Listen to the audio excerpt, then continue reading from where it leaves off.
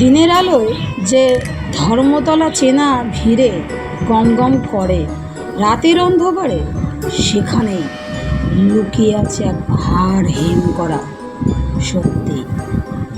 লেখক পৃথ্বীরাজ সেনের কলমে চেনা কলকাতার বুকে এক অচেনা শিহরণ। তোমরা কি তৈরি এই রহস্যের মুখোমুখি হতে? পড়ো গা শিউরে ওঠা রোমাঞ্চকর উপন্যাস ধর্মতলার ভূতের বাড়ি। তাহলে বন্ধুরা, চলো গল্পের শেষ পর্বে প্রবেশ করা যাক। শেষ পর্ব শুরু করার আগে প্রথম পর্বের কিছু অংশ তোমাদের শোনাবো, তারপর শেষ পর্ব শুরু করব। প্রথম পর্বে আমরা শুনেছিলাম তাদের ফুটবল, প্যান্ট, শার্ট, স্কুলের বই হাহাকার করে ওঠে মিসেস কুপারের মন।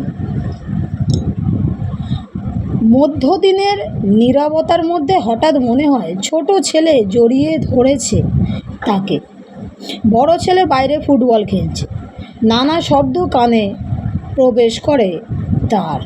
আমরা এই পর্যন্তই প্রথম পর্বে শুনেছিলাম, এরপর থেকে শেষ পর্ব শুরু করব। মিস্টার কুপার ভাবলেন যে এখানে থাকা বোধহয় ঠিক হবে না, কোথাও একটা আলাদা বাড়ি ভাড়া নিতে হবে। অবশেষে খুঁজতে খুঁজতে কুপার ঠিক করলেন যে তার স্ত্রীকে একটা বাড়িতে একা রেখে দেবেন, কেননা মানুষদের সহচর্য তিনি আর সহ করতে পারছেন না। ধর্মতলার ওই দোতলা বাড়ি ভাড়া নিলেন কুপার সাহেব। সেখানে স্ত্রীকে রাখলেন তিনি, নিজে রয়ে গেলেন বউবাজারের পুরনো বাড়িতে।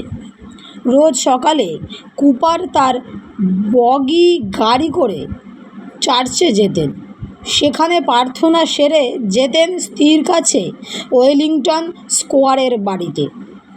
দুজনে একসঙ্গে বাজারে যেতেন। এই নিয়মের কোনো বিঘ্ন ঘটত না কোনো দিন। মিসেস কুপার কাউকে বিশ্বাস করতেন না। তার একটা অদ্ভুত পাগলামি ছিল। টাকা পয়সা গয়নাগাটি ডেকে ডেকে দেখাতেন সব বাড়ির দারোয়ানদের।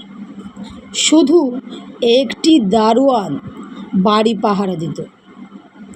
আয়া কিংবা রাঁধুনি রাখতে দিতেন না মিসেস কুপার।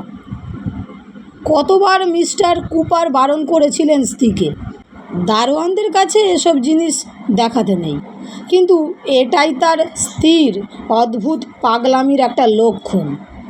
1845 সালের 6ই মার্চ কুপার সাহেব এসেছেন ধর্মতলার বাড়িতে। দোতলাতে উঠেই তিনি দেখতে পেলেন বারান্দার পর্দাটা তোলা হয়নি। এখনও মিসেস কুপার ঘুমোচ্ছেন, এমন হওয়ার কথা নয়। হঠাৎ তার নজরে পড়ল বারান্দার আধো অন্ধকারের মধ্যে কে যেন আড়াআড়িভাবে শুয়ে আছে। মনে মনে খুশি হলেন কুপার। তাহলে বোধহয় কোনো একটা আয়াকে কাজে লাগিয়েছে তার স্ত্রী। পায়ে পায়ে এগিয়ে গেলেন। একটু কাছে যাওয়ার সাথে সাথে তার হৃদস্পন্দন স্তব্ধ হয়ে গেল। কাটা গাছের মতো পড়ে আছে মিসেস কুপারের প্রাণহীন দেহ। গলাতে একটা শক্ত তোয়ালে বাঁধা, নাকের নিচে জমাট রক্ত বেঁধেছে। সে রক্ত চেটে চেটে খাচ্ছে দুটো আরশোলা। পাশে পড়ে আছে মিসেস কুপারের অমন সাধের মেহগিনি কাঠের বাক্সটা, যার মধ্যে তিনি সযত্নে সাজিয়ে রাখতেন তার প্রিয় গয়নাগাটি। বাক্সটার ডালা খোলা, ভেতরে কোনো কিছু নেই। পোষা কাকাতুয়াটা কার্নিশের গায়ে সিটিয়ে বসে আছে, তার চোখ তখনও আতঙ্কের ছাপ। দারোয়ানের হদিশ পেলেন না মি কুপার। কোথায় যেন গা ঢাকা দিয়েছে সে। যথারীতি পুলিশ এলো। পাড়া প্রতিবেশীর কাছে খোঁজ খবর নিয়ে জানা গেল মাঝরাতে তারা এক মহিলার অদ্ভুত গোঙানির শব্দ শুনেছিল।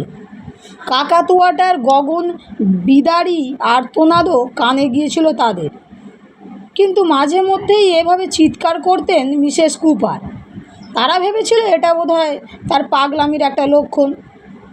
তাই কেউ মাথা ঘামায়নি মিসেস কুপারের রাত জাগা আর্তনাদে।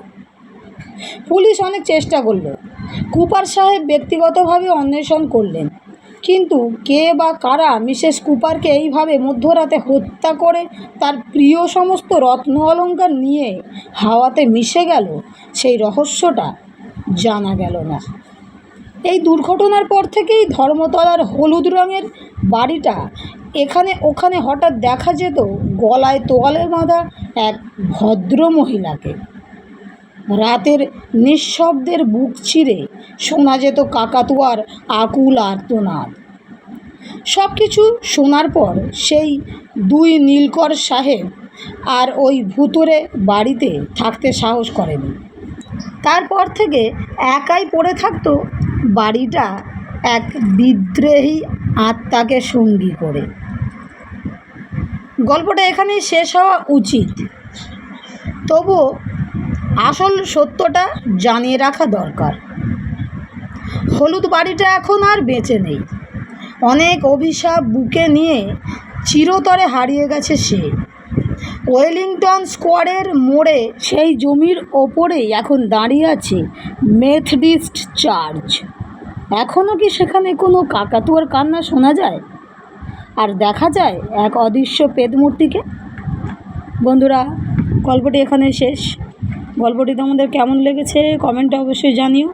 আর ভালো লেগে থাকলে বন্ধুদের সঙ্গে শেয়ার করে চ্যানেলটি সাবস্ক্রাইব করে লাইক করে আমার পাশে থেকো, যাতে আরও নতুন নতুন গল্প তোমাদের শোনাতে পারি। তাহলে বন্ধুরা, আজকের মতো বিদায়। দেখা হচ্ছে নতুন কোনো গল্প নিয়ে। রাধে রাধে।